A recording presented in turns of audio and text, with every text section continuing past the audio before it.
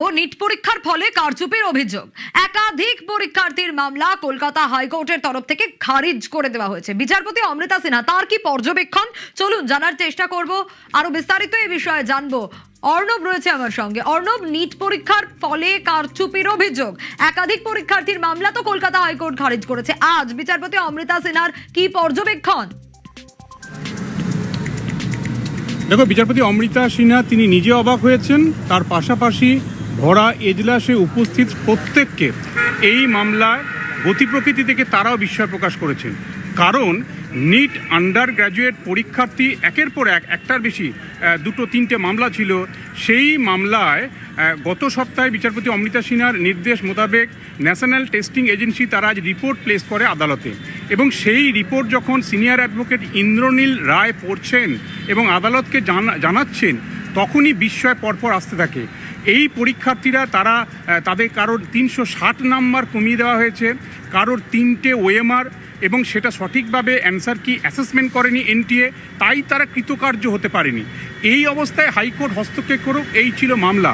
এবং এনটিএর তরফে আজকে জানানো হলো যে ডকুমেন্টগুলো, অর্থাৎ যে ওএমআরগুলো মামলার অন্যতম গুরুত্বপূর্ণ নথি আকারে সেখানে অ্যানেক্স করা হয়েছে বা সেখানে সংযুক্ত করা হয়েছে, প্রত্যেকটা বিকৃত করা বা প্রত্যেকটা জাল, এবং সম্ভবত এআই প্রযুক্তির সাহায্যে বা অন্য রকমের মেকানিজম করে এই জালিয়াতিগুলি করা হয়েছে। এক পরীক্ষার্থী 3 নম্বর যে মামলাটি ছিল, এক পরীক্ষার্থীর ক্ষেত্রে এনটিএ পরিষ্কার জানিয়ে দিল 2025 সালের একটা ওএমআর, সেটা 2026 সালের পরীক্ষার্থীর ওএমআর বলে এই মামলায় অ্যানেক্স করা হয়েছে। এবং কার্যত এই ওএমআরগুলি যেভাবে প্রেস করা হয়েছে, তারা অকৃতকার্য বলে কৃতকার্য হতে পারে তারা, প্রত্যেকটা বিকৃত করা এবং জাল। বিচারপতি অমৃতা সিনহা তিনি স্পষ্ট নির্দেশ দেন, কলকাতা হাইকোর্টকে প্রভাবিত করার চেষ্টা হয়েছে এই ধরনের মামলা করে, কারণ জাল বিকৃত নথি দিয়ে সেটা ওথ কমিশনারের সামনে ওথ নিয়ে কলকাতা হাইকোর্টে এরকম ভুল তথ্য দেওয়া, সেটা গর্হিত একটা অপরাধ। এবং এক্ষেত্রে এনটিএ বা ন্যাশনাল টেস্টিং এজেন্সি যারা এই নিট আন্ডার গ্র্যাজুয়েট কন্ডাক্ট করেছে, তাদেরকে খোলা হাত দিয়েছে, সবুজ সংকেত দিয়েছে কলকাতা হাইকোর্ট, তারা আইন মোতাবেক পদক্ষেপ করবে এই সমস্ত পরীক্ষার্থীদের বিরুদ্ধে। এবং প্রায় 3টি মামলা ছিল, 3-4টি মামলা, প্রত্যেকটাই খারিজ করা হয়েছে। বিস্ময়ের আরও, প্রথম মামলাটি যখন বিচারপতি অমৃতা সিনহা এরকম কড়া পর্যবেক্ষণকে খারিজ করছেন এবং পরপর 3 বছর পরীক্ষায় বসতে পারবে না এরকম ভুল তথ্য দেওয়ার জন্য এনটিএর যে আইন রয়েছে সেই আইন মনে পদক্ষেপ নেওয়ার কথা বলা হয়েছে।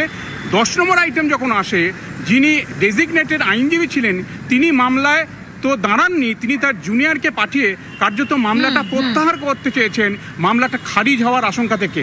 এবং এই ধরনের কর্মকাণ্ড আদালতের সঙ্গে কার্যত প্রভাবিত করার একটা চেষ্টা হয়েছে এবং খোলা হাত দেওয়া হয়েছে এক্ষেত্রে এনটিএকে। এই ধরনের পরীক্ষার্থীরা যারা জাল নথির বিনিময়ে কলকাতা হাইকোর্ট থেকে অর্ডার নিয়ে কৃতকার্য হয়ে যারা কাউন্সিলিংয়ের মাধ্যমে কলেজ চুজ করবে বলে এসেছিল, তারা প্রত্যেককে ভুল করেছেন, আদালতকে প্রভাবিত করেছেন, তাই আইনের পথে তাদের পদক্ষেপ করার জন্য সবুজ সংকেত দেওয়া হয়েছে এনটিএকে।